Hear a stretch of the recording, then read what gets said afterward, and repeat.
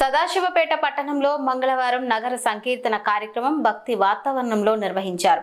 ఉదయం శ్రీరామ కళామందిరం నుంచి ప్రారంభమైన ఈ కార్యక్రమం శ్రీ పోచమ్మ మందిరం, శ్రీ మైసమ్మ మందిరాలను దర్శించుకుంటూ శ్రీ చెన్న బసవేశ్వర మందిరం వరకు కొనసాగింది. ఈ సందర్భంగా హనుమాన్ చాలీసా, లింగాష్టక పారాయణాలు నిర్వహించారు. భక్తులు పెద్ద సంఖ్యలో పాల్గొని భక్తి శ్రద్ధలతో కార్యక్రమాన్ని విజయవంతం చేశారు.